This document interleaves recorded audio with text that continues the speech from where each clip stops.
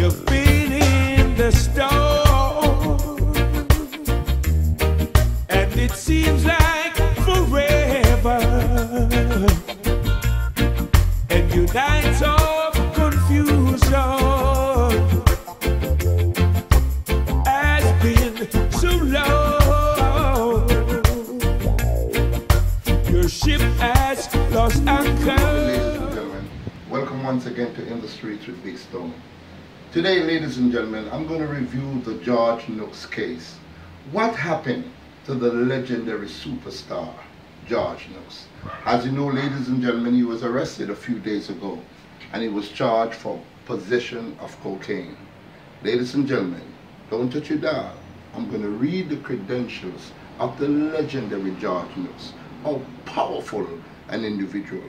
How much of an ambassador George Nooks is to Jamaica. Don't touch your dial, ladies and gentlemen. You're going to know about the legendary George Nooks. Don't touch it.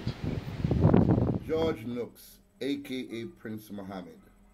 Prince Muhammad, or George Nooks, was born 1958 in Kingston, Jamaica. He is a reggae singer who initially found fame as a DJ. Nooks started his musical career in the youth choir at his church and moved on to perform at school concerts and talent shows. After first recording professionally in 1974, Nooks first found success performing under the name Prince Muhammad as a DJ on disco mix tracks for producer Joe Gibbs, notably on Dennis Brown's 1978 hit Money in My Pocket and How Could I Leave, as well as Light Up Your Spliff for producer Prince Tony Robinson. He moved on to work with other producers such as Alvin Ranglin and Bunny Riley.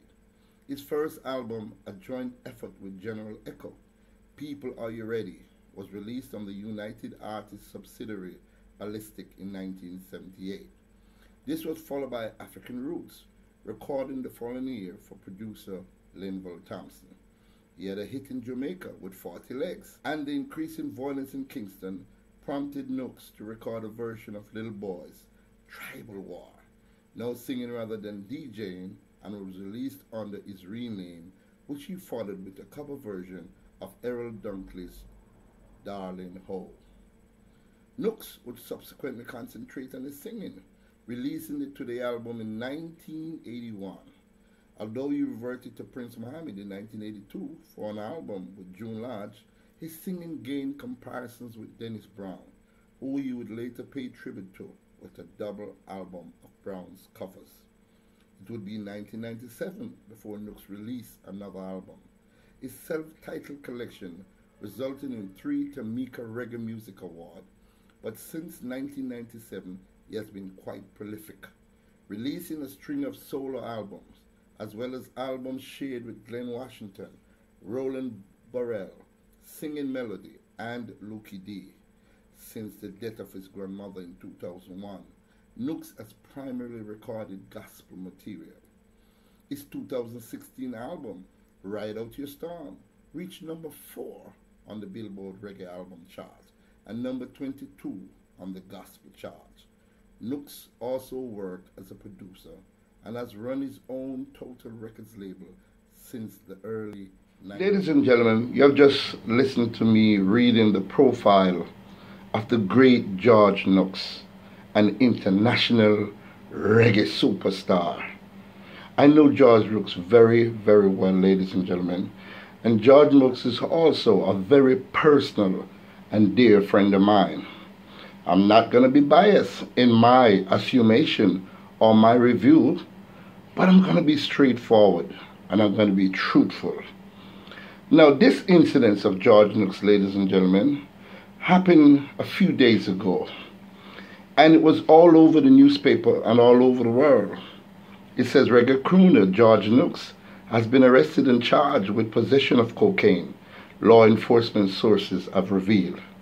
Police sources says the 56-year-old entertainer was arrested in St. Andrew yesterday after a plastic bag with a small quantity of white powdery substance was found in his 2016 Mercedes-Benz sport utility vehicle. The guard is standing by, Hitmaker, was charged with possession of cocaine and offered bail in the sum of $80,000. He is to appear in the Kingston and St. Andrew Parish Court on May 17th.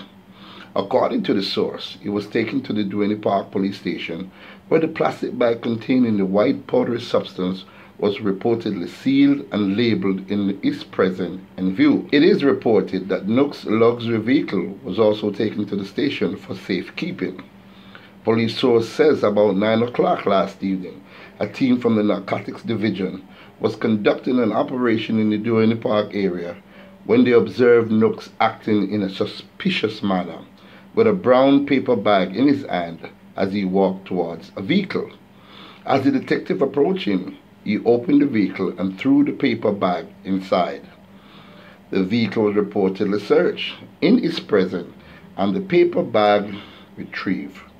Police sources said the bag was found to contain a small transparent plastic bag with white powdery substance resembling cocaine.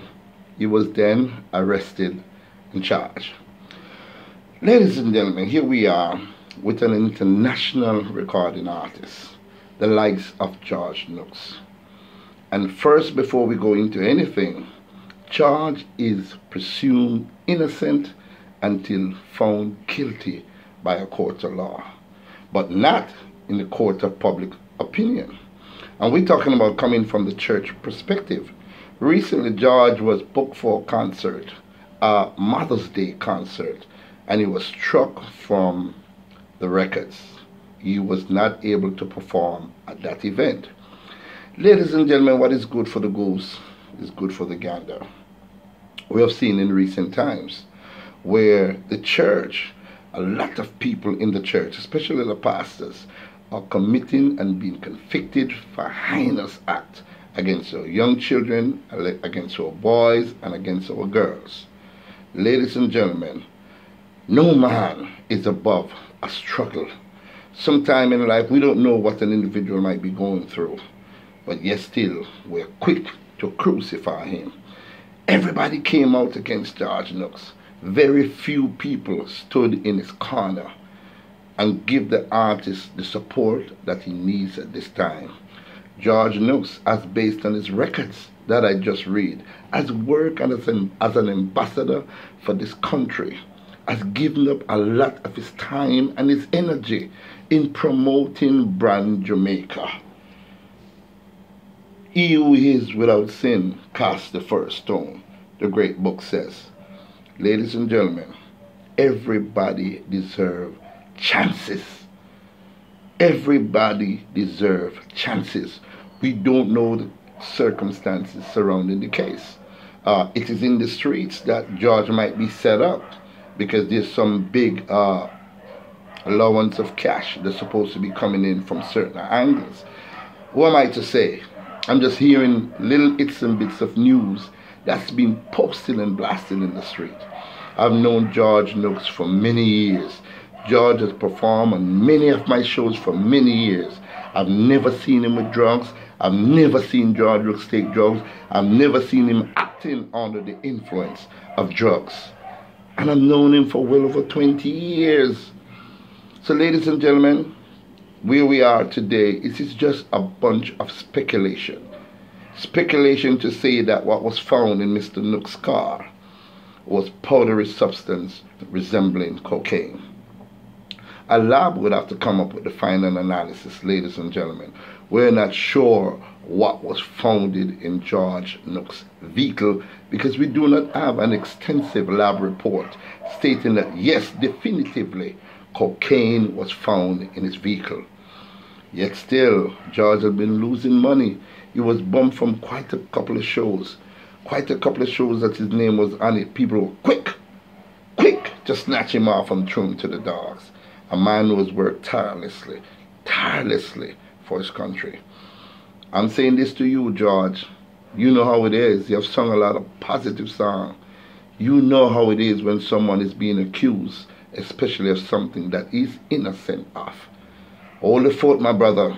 Hold the fort. God Almighty is standing by. Ladies and gentlemen, all I'm saying, he who is without sin, cast the first stone. You can be your own judge. You can look at the facts. But give the man what he is due. George Nooks, formerly Prince Mohammed, is indeed in Big Stone Books, and I know the rest of the world, a mega, mega, mega superstar. Hats off to you, Mr. Nooks. Thanks for giving Jamaica and making Jamaica proud. Thank you. Thank you. And thank you for watching. Just hold on.